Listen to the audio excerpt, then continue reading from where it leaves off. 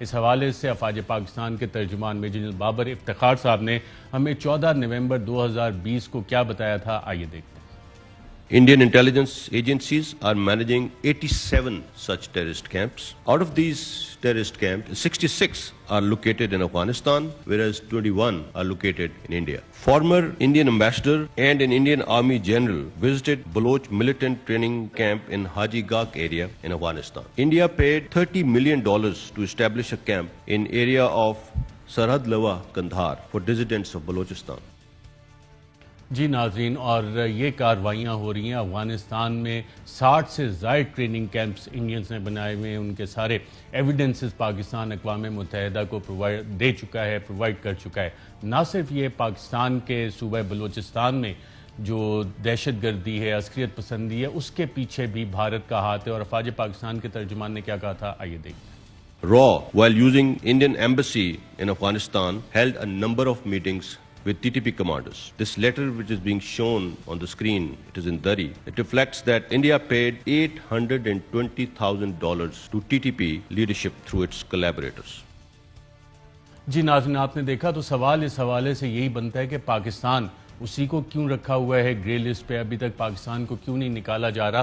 تو یہ ایک بہت بڑا سیاسی سوال ہے کہ بھارت کے حوالے سے تمام ثبوت موجود بھی ہیں، لیکن بھارت افغانستان کے حوالے سے جتنی وہاں پہ انویسٹمنٹ کی ہے نیٹو کنٹریز کے ساتھ، یورپین یونین کے ساتھ، امریکہ برطانیہ کے ساتھ مل کے بڑی ایفیکٹو لابی پاکستان کے خلاف کر رہا ہے، اور جو دہشت گردی کی پاکستان میں کارروائیاں ہیں، ایک دفعہ پھر پلان یہی بنا ہے کہ امریکن فورسز کے وڈرال کے بعد پاکستان میں دہشت گردی کی کارروائیوں کو باقاعدہ طور پہ تیز کیا جائے۔ اور لاہور کا جو واقعہ ہے اس سے ہمیں یہ بھی اندازہ ہوتا ہے کہ جو ہوسٹائل انٹیلیجنس ایجنسیز ہیں وہ کس طرح سے پاکستان میں کارروائیاں کرنے کے لیے اپنی تیاریاں کر رہی ہیں، اور افغانستان میں امریکہ اور نیٹو فورسز کے وڈرال کے بعد پاکستان کو جو سیکیورٹی خدشات ہیں، اس حوالے سے بھی جمعرات کو پارلیمان کی جو کمیٹی ہے اس کو آگاہ کیا جائے گا کہ کیمپین باقاعدہ طور پہ لانچ کی جا رہی ہے پاکستان کی افواج کے خلاف، پاکستان کی ISI کے خلاف۔ اور اس کیمپین کا حصہ کیا ہے، کلیدی اس میں جو پوائنٹس ہیں وہ کیا ہیں؟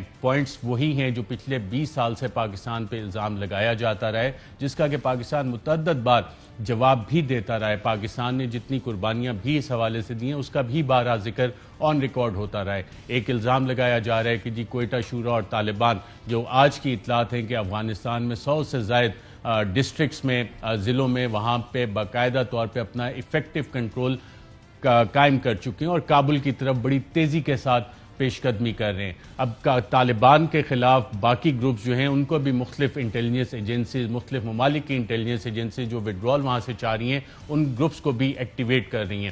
اب طالبان اگر 100 ڈسٹرکٹس میں افغان فورسز ان کے آگے کرمبل کر رہی ہیں، اور یہ بات بارہا جنرل کیانی نے امریکنز کو بتائی تھی، پاکستان کے متعدد DG ISI جو رہے ہیں ان کے تو باقاعدہ پیپرز بھی اس حوالے سے، جو امریکن ڈیفنس کالجز ہیں، وار کالجز ہیں، وہاں انہوں نے لکھ کے بتایا تھا کہ جتنے مرضی آپ پیسے افغانستان میں ڈال لیں، آپ اس افغان نیشنل سیکیورٹی فورسز کو کھڑا نہیں کر سکیں گے، اور جب یہ نیٹو نکلے گا، یہاں سے امریکہ نکلے گا، تو افغان نیشنل سیکیورٹی فورسز کرمبل کر جائیں گی۔ اور 1 مئی کی اناؤنسمنٹ کے بعد جو بائیڈن کی کہ جناب 1 مئی سے ہم وڈرال اپنا باقاعدہ شروع کریں گے، افغانستان میں جو طالبان کے گینز ہیں وہ کافی زیادہ بڑھتے جا رہے ہیں۔ اب افغانستان کے خلاف مختلف گروپس کو کھڑا کیا جا رہا ہے، اور اس سے خانہ جنگ افغانستان میں ایک دفعہ پھر سے خطرہ بڑھ گیا ہے۔ کون سے چند میجر گروپس ہیں وہ ناظرین آپ کو بتاتے ہیں۔ کمانڈر عبدالغنی عرف کمانڈر علی پور ہزارہ ملیشیا کا سربراہ ہے، اور ورد غور اور دیگر صوبوں میں کارروائیاں کر رہے ہیں۔ شمالی افغانستان میں احمد شاہ مسعود کے صاحبزادے احمد مسعود ایک بڑے گروپ کی سربراہی کر رہے ہیں۔ احمد مسعود کو مغربی دنیا میں بھی پذیرائی حاصل ہے، اور ان کا گروپ ہزاروں جنگجوؤں پر مشتمل ہے۔ ازبک کمانڈر عبدالرشید دوستم کا گروپ صوبہ جوزجان اور مزار شریف میں طاقت رکھتا ہے۔ دوستم مختلف ادوار میں مختلف ممالک، گروہوں اور حکومتوں کے ساتھ اتحاد بناتے رہے ہیں، اور اپنی سیاسی جماعت جنبش ملی بھی بنا رکھی ہے۔ بلخ صوبے کے کمانڈر عطا محمد بھی ایک اہم کمانڈر مانے جاتے ہیں۔ وہ بلخ صوبے کے گورنر بھی رہ چکے ہیں، اور ماضی میں عبدالرشید دوستم کے ساتھ مل کر طالبان سے مزار شریف خالی کروا چکے ہیں، مگر بعد میں مزار شریف کے کنٹرول کے لیے دونوں گروپس آپس میں ہی لڑ پڑے تھے۔ ہرات صوبے کے سابق گورنر کمانڈر اسماعیل خان کی ہرات صوبے میں مضبوط پوزیشن ہے۔ تاجک کمانڈر اسماعیل خان نے 80 کی دہائی میں سوویت یونین کے خلاف کارروائیوں کا آغاز کیا تھا اور حال ہی میں سوشل میڈیا پر اپنے گروپ کو اکٹھا کر کے ایک ویڈیو نشر کی جس میں بتایا گیا کہ اپنے تحفظ کے لیے ان کے گروپ کے 5 لاکھ افراد اسلحہ اٹھانے کو تیار ہیں۔ ہراتی کے ایک اور کمانڈر حاجی کامران علیزئی پر الزام ہے کہ وہ منشیات کا کاروبار کرتے ہیں اور صوبہ ہرات میں بڑی طاقت رکھتے ہیں۔ کامران علیزئی کا دعویٰ ہے کہ اگر افغانستان افواج طالبان سے صوبہ ہرات کا دفاع کرنے میں ناکام رہیں تو ان کا گروہ خود دفاع کے لیے تیار ہے۔ شمالی وسطی افغانستان میں کابل کے سابق پولیس چیف اور سابق ملیشیا کمانڈر عبد البصیر سالنگی نے جنوری میں ایک تقریر کے دوران کہا کہ ان کا ملیشیا مذاکرات ناکام ہونے کی صورت میں صوبہ سالنگ میں لڑنے کے لیے تیار ہے۔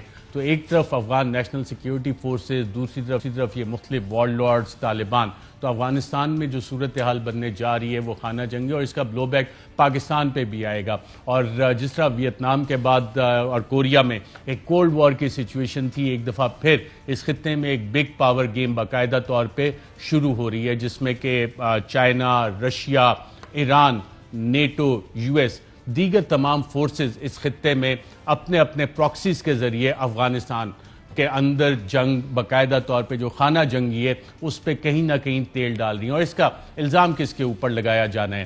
یہ ساری تیاریاں ہو چکی ہیں اور الزام پاکستان پہ لگایا جانا ہے۔ حالانکہ طالبان کی ڈیلیگیشنز امریکہ کے ساتھ بھی ملاقاتیں کرتی ہے، مختلف ممالک میں ملاقاتیں ہوتی رہی ہیں، دوحہ میں باقاعدہ طور پہ ان کا دفتر موجود تھا، لیکن کوئٹہ شورا کا ذکر ایک دفعہ سے پھر نیٹو کے جتنے کمانڈرز وہاں سرو کر کے گئے، امریکہ، برطانیہ کے، وہ اب یہ کوشش کر رہے ہیں اور اس حوالے سے باقاعدہ طور پہ جو اسٹریٹجک انٹیلیجنس ان پٹ ہے وہ مختلف حکومتوں کو دے دی گئی ہے کہ جناب پاکستان کو بلیم کیا جائے، اقدامات یہ بھی لیے جائیں کہ پاکستان پہ سینکشنز رجیم لگائے جائیں اور فیٹف اسی ساری اپنی ناکامی کو کور کرنے کے لیے پاکستان کو فیٹف میں بھی رکھا گیا۔ کوئٹہ شورا کا جب ذکر آتا ہے تو یہ بھی پہلی دفعہ نہیں آ رہا۔ جنرل مشرف سے بھی یہ سوالات ہوتے تھے اور 2006 میں کوئٹہ شورا کے بارے میں جنرل مشرف نے کیا کہا تھا، آئیے دیکھتے ہیں۔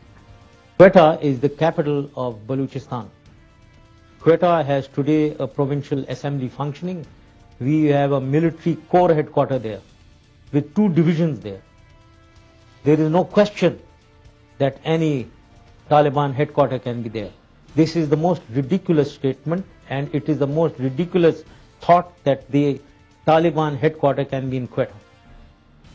جی ناظرین، کوئٹہ شورا کے حوالے سے آپ نے سابق صدر کا بیان، بڑا واضح پالیسی بیان سنا اور اس میں ابھی تک کوئی تبدیلی نہیں آئی ہے، کوئی ثبوت پاکستان کو اس حوالے سے نہیں دیے گئے، لیکن بھارت بلوچستان میں کیا کرتا رہا وہ تمام ثبوت ہمارے پاس موجود ہیں۔ نہ صرف وہ ثبوت موجود ہیں، انٹرنیشنل فورمز پہ ہم عالمی دنیا کو بتا چکے ہیں کہ state sponsorship of terrorism Bharat کی طرف سے ہو رہی ہے اور وزیر اعظم عمران خان نے کل بھوشن کے حوالے سے بھارتی اسٹیٹ اسپانسرشپ آف ٹیررزم کے حوالے سے کیا کہا اور پاکستان کی قیادت کی تمام تر نیک نیتی کے باوجود بھارت اس پہ آگے نہیں بڑھا، کیونکہ بھارت کو شاید یہ نظر آ رہا ہے کہ افغانستان میں امریکہ اور نیٹو کی ناکامی کا ملبہ بڑی آسانی سے پاکستان پہ شفٹ کیا جا سکتا ہے۔ اور عمران خان صاحب نے کل بھوشن کے حوالے سے بھارتی نظائم کے بارے میں اور پاکستان کی نیک نیتی کے حوالے سے کیا کہا، آئیے دیکھتے ہیں۔